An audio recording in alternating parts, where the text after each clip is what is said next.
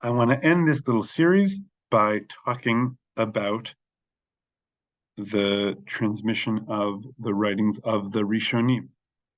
This may seem a little bit strange in that, for the most part, when I'm talking about transmission, I've been talking about how texts got from Eretz Israel to Babylonia, from Babylonia to Europe, sometimes from Eretz Israel straight directly to Egypt, North Africa, and Southern Europe.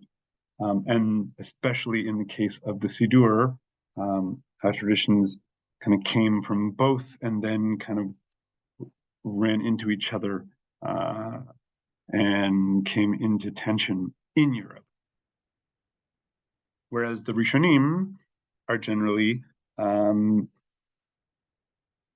people who were writing already in Europe, and therefore it's a different kind of conversation. However, I want to talk about it because it turns out, and this is one of those pieces of the history of Jewish text that I really had no conception of until I got to the point in my own academic work to really be looking more closely at this. And it almost like took me back to even think about.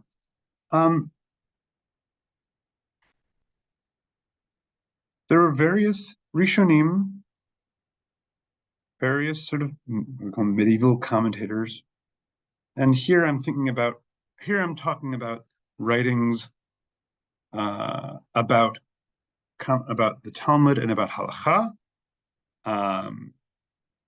even though we could have similar conversations about the Parshanim on Tanakh, but for now we're going to stick to the Mefarshim on Talmud Halacha.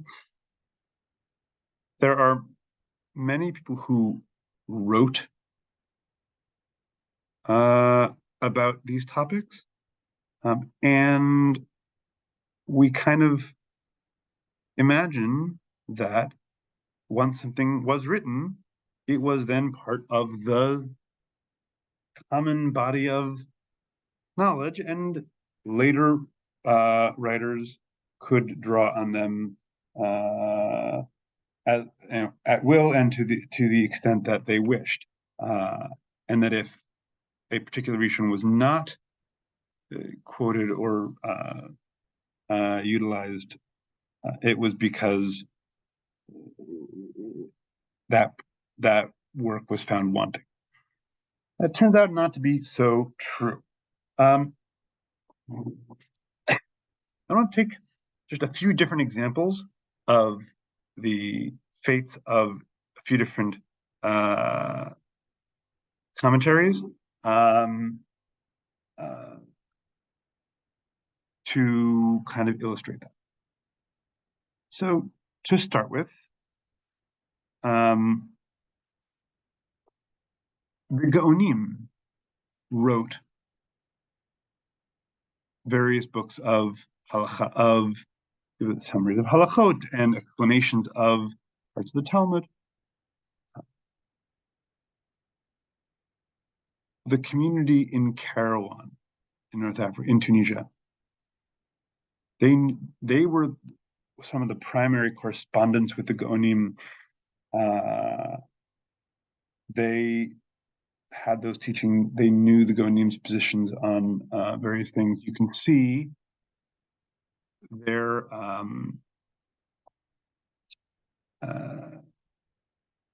own commentaries are infused with teachings of the Gaonim. And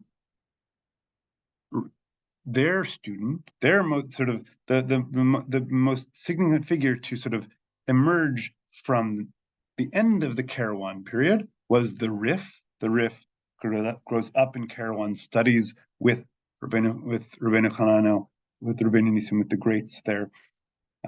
He then travels first to Morocco, and then ultimately to Spain, where he's hailed as the great of the generation. The Rif writes what he calls the halachot. We just call it the Rif. He clearly is influenced by the halachic views of the Gaonim. He will sometimes disagree with them and often follow their views. But the texts of the Gaonim do not get copied and preserved in those communities, right? The only way that the Gaonim's own perushim and positions shape the European tradition of halacha and of Talmud is because they influence the Rif, right? The Talmud itself was a Babylonian text that was brought and transmitted as the text of record, but the European communities, starting with 11th century Spain with the Rif, once they had their own chachamim, they were not interested in copying and transmitting books of the Babylonian Gaonim. And in fact, the Rif and later the Rambam even kind of make explicit that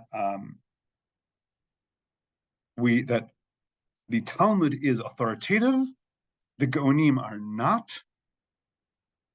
They, the Rif and his students and etc., take what they choose to from the Gaonim and leave them, but the Gaonim's writings are superseded. They're never seen again in medieval Europe, and they're essentially rediscovered by sort of academic by scholars starting in the 19th century. The Rif, on the other hand, the Rif is the person who takes the very long and complicated Babylonian Talmud, and in the Sephardic, what we think call Sephardic communities, and that's a little bit of an anachronism, but the communities of the Muslim world, who kind of were the most directly shaped by and influenced by the worldview and ideology of the Gaonim, and therefore were very focused on extracting the halachot, bottom line halachot from the Talmud, and kind of cutting through the back and forth debate, discussion, vacillation that is present all through the Talmud. The Rif is kind of the classic example of that. He takes a yot and he simply cuts it down to the section that is relevant for halacha, often much, much shorter than the original. And the halachot of the Rif were studied across Muslim Spain and other communities in the Muslim world, and even into Provence. The halachot were studied in place of the Talmud. If you're not a scholar, there's simply no need for you to study the abstruse and complicated Talmud. You can simply study the halachot of the Rif. And so the Rif was copied. The Rif is far, far shorter of a text. The Rif was copied many times. It was distributed widely in Sephardi manuscripts of the Talmud in the 12th, 13th centuries. You have the Rif written in the side margin around the Talmud text, as opposed to what we see in Ashkenazi communities. So the Rif very quickly becomes this kind of Sephardi text of record. When a couple of generations later, Maimonides, the Rambam, undertakes a kind of complete rewriting of the sum total of halacha as it emerges from the Talmud, right? Essentially, completely reorganizing all of the material of the Talmud into a logical subject by subject order, and translating everything, all of the complicated Aramaic, into simple Hebrew. It's this massive rewriting project. The Mishnah Torah, the 14 sections of the Mishnah Torah are which are large, we're all kind of rewriting all of these texts. It may have been a massive project in terms of the composition, but 90%, or even somewhat higher than that, he is following the halachic rulings of this already established by the Rif, going back often to the Gaonim.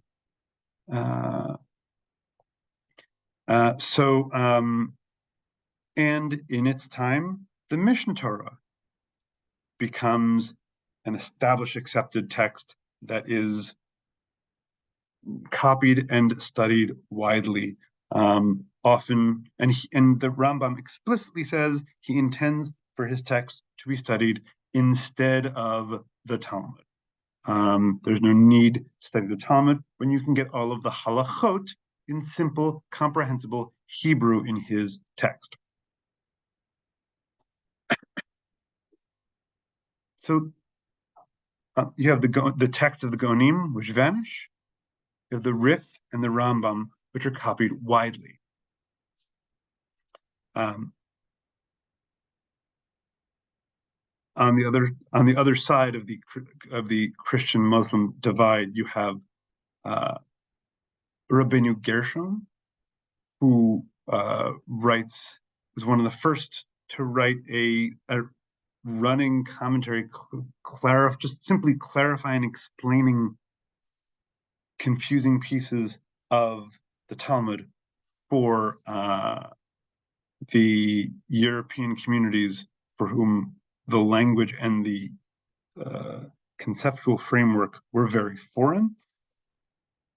But Rabbeinu Gershom's and the other early attempts at that were basically superseded by Rashi, who does what they were trying to do in a more consistent, more complete, and clearer fashion. Therefore, Rashi gets adopted as the standard first line Perush on the Talmud. Rashi for medieval European communities for 800, 900 years functioned essentially like in the way that we use the Steinsaltz or Art Scroll, sort of simply that is the way you get through and figure out what is in this Talmud, this sort of weird kind of discursive text that you would otherwise simply not be able to make sense of. And since you're in a European community, and therefore you don't have this kind of continuous oral tradition of how do we read and understand the Talmud, there is this geographic and chronological separation as tall as the Alps, perhaps. You need a guide. You need a written guide, because you can't. People don't travel from community to community in the way that they did, that they could in sort of across the Mediterranean. This partially has to do with the logistics of travel by sea versus travel by land, right? People could travel across the Mediterranean from wherever and get to either Babylonia or Eretz Israel, but to cross large distances by land to go from one place to the other was much more forbidding certainly in that era. So you needed a written guide. So Rashi was widely used, and in the Ashkenazi world, very early on, copies of the Talmud always had Rashi on the side. Whereas the commentaries of Rabbeinu Gershom and the others who came before Rashi basically disappeared.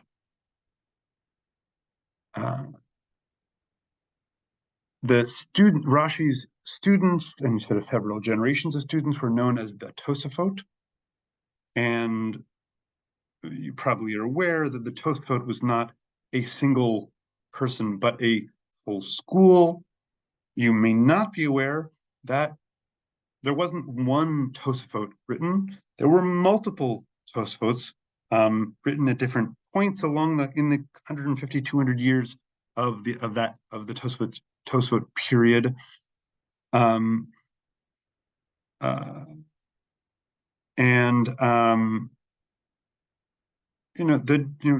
Different people's kind of versions of teachings. They often, when we have multiple versions kind of that have survived, they often overlap, but there are also significant differences.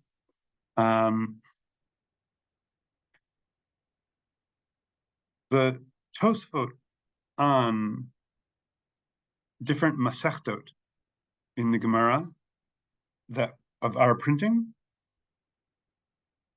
are each from different versions.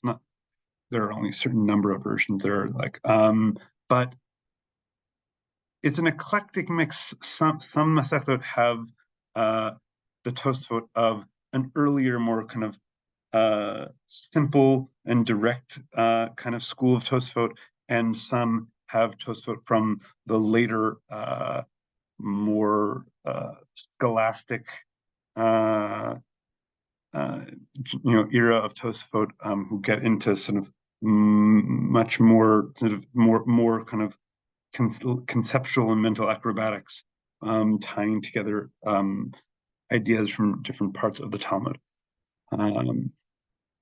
So there were these different Tosfot, and the ones that you could still access 100 years later, 200, if you were a Rishon who were in the 1300s or 1400s or 1500s, is whichever one happened to have become kind of the standard one that was being copied along with, and disseminated along with the Talmud. So there's a tremendous amount of happenstance in that. One version of the Tosfot on this Masechta was preserved, and the other ones basically fell into disuse. Also in the school of Tosfot, there was one of the products of the Tosfot was a book called the Sefer Mitzvot Gadol, which was essentially an attempt by a student of the Tosfot to reproduce something like what the Rif did, to produce a compendium of the halachot of the Talmud, but based on the interpretations of Rashi and the Tosfot and the school of the Tosfot. It's not so. It's called the Sefer Mitzvot Gadol because it was pretty long. It was not a concise presentation of the halachot, because he includes a lot of the Tosfot's the reasoning and the thinking through problems that you find in the actual Tosfot. This is a book that survives in very few copies and was not at all widely known. It was known, but it was very rarely studied. Whereas a couple of generations subsequently, we have the Sefer Mitzvot Katan, which is sort of the Cliff Notes version. Just very short and concise statements of bottom line rules. Again, sort of like a product of the Tosfot school, much more simplistic and offering, if you're trying to understand the history of rabbinic thought, it offers much less, and yet it was far, far more popular. It was copied many, many, many, many, many, many, many more times. There are copies of the Sefer Mitzvot Katan everywhere around Europe. It was, it was preserved in hundreds of copies. It was copied because it was short and easy to copy, and it was easy to read without too much expertise, and therefore very popular to have. And that shapes what is and is not preserved. There are a few sort of major rabbinic figures from Provence. And just to go back to my little, I know it still has the arrows I drew from the other lecture, but just to kind of focus in here for a minute. Delete those. So here's Provence, right? In the 13th, 14th century, through the beginning of the 14th century, there's a tremendous community here. There's a few major rabbinic figures.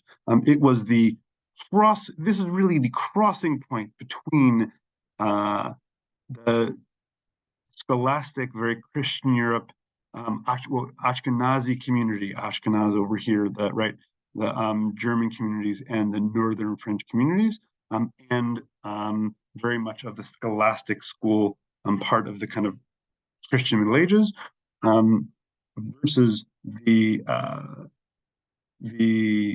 we'll call this the Sephardi community, right? Here in Spain, North Africa, much more directly influenced by the Babylonian Gaonim, but also very sort of focused on law and on philosophy, as was the case in that what we call the sort of the golden era of Muslim thought and scholarship in the 9th to say 12th centuries. So Provence was the crossroads, and the place where the conflict between the Tosfot's approach to understanding the Jewish, the Talmud and Jewish tradition, and the Sephardi approach of the Rif, the Rambam, etc. Really, where that conflict got played out. The Provençal communities basically are the Jews are kicked out of Provence in the early 1300s. Those communities are basically destroyed. There is essentially no one to carry the mantle of that community, and there's no one preserves the books of those Rishonim. So the Ra'avad, one of the sort of major figures, the Ra'avad continues to be known through the Middle Ages, primarily because he wrote glosses on Rambam's Mishnah Torah. Remember that the Rambam, even though the Rambam lives down here in Egypt, is a product intellectually. He's born in and a product of the Spanish community, philosophical, intellectual community. He basically channeling the Torah of the Rif, who was in Toledo here. The Ra'avad writes glosses on the Mishnah Torah, kind of responding to and sort of the points and finding the points of disagreement based on the Torah of the Tosfot. So the Ravad is known because of his glosses on the Mishnah Torah, which over time started to be copied, basically interwoven into the Mishnah Torah in the way that the glosses of the Ramah are sort of interwoven into the Shulchan Aruch, so that the two texts, base text and glosses, essentially become one text. But all of the other writings of the Ravad, and he was a fantastic and clear-thinking writer and explainer, were lost until the 20th century. Anytime, one of the most popular Rishonim to teach these days, today, especially when talking about like the relation between Jews and non-Jews, and the kind of and sort of issues of the intersection of religious communities, is the Meiri. The Meiri wrote this tremendous perush on the Talmud in sort of very clear and concise Hebrew. It is the kind of commentary that could have become a staple of European Torah study for the next 600 years. Instead, because the Meiri lived in Provence and because of what happened to the Provençal community, the Meiri's entire commentary disappeared. It was preserved in one or two copies, hidden away in a couple of monasteries, to be dusted off in the early 20th century. And so when you encounter some of the wonderful parshanut of the Meiri on the Talmud, you have to at least keep the awareness that the Meiri wrote in the 13th century, and Rishonim in the 14th, 15th, and 16th century never read this. They had no access to it. They may not, most of them didn't know it existed. And to a certain extent, that was true even of commentaries that were not lost in that way. The commentaries of the Ramban and his students, the Rashba, the Ritva, this whole kind of school based in up in Barcelona and Girona, up in in northeastern Spain. They all wrote these extensive commentaries on the Talmud. They build on each other. If you look at the Ramban, the Rashba, the Ritva, there's one is clearly building on the previous. But when I was in yeshiva, we bought these whole sets of each of these perushim. Mosader of Cook has these editions with copious footnotes, and you would always study the Talmud with those Rishonim. But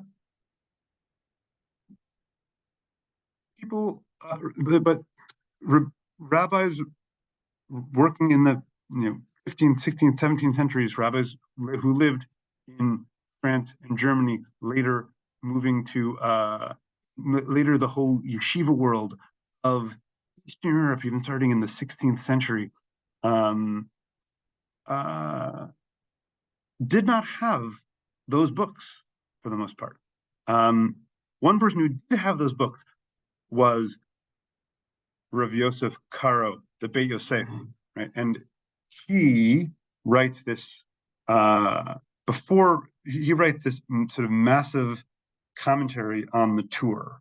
The Tur was a halacha book, basically one of the early sort of halacha codes from the 14th century. The Beit Yosef is this sort of massive, massive commentary on the Tur in which he quotes a whole host of comments of Rishonim, and people in other communities had access to those Rishonim only because, and to the extent that, they were quoted in the Beit Yosef.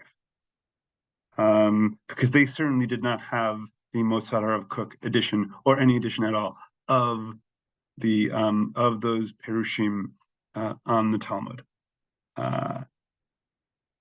and there are many and there are many other Rishonim of perhaps less prominence whose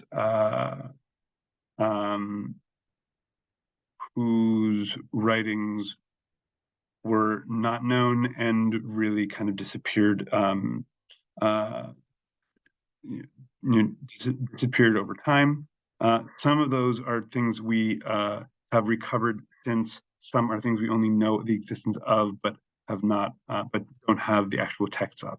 I would say one last fascinating thing, and there's so much more to say about this, but the advantage of some of the writers in Spain and the rest of the Muslim world was they were writing in pretty large and educated communities, and they had a tradition of being relatively clear and concise in their writing. The Rishonim, the people who wrote in those centuries in Germany tended to write at greater length with stories, and they were recording the minhagim of various places. Those texts, the Or Zarua and the Mordechai and numbers of others were much more infrequently copied and therefore much less frequently read because they were long. And therefore copying them was much more of an endeavor. And because they were less to the point. The only sort of discursive and meandering commentary of anything like that style that really was preserved and studied regularly was the Tosfot. And that is because the Tosfot were printed, came to be written on in manuscript form in the 14th and 15th centuries, and then printed on the page of the Talmud itself. And when you're studying a page of Talmud, you will most naturally go to the commentaries and explanations that are literally on the page, right? So Rashi, and then Tosfot. And the reason that Tosfot, as opposed to something clearer, more concise, easier to study, was printed on the page, like the Rif, say, which was we find in some Sephardi manuscripts, or even the Rambam, is the reason the Tosfot is on the page is because Hebrew books were first printed in Venice and Soncino in northern Italy, which were certainly by the early 16th century very firmly in part of the Ashkenazi world.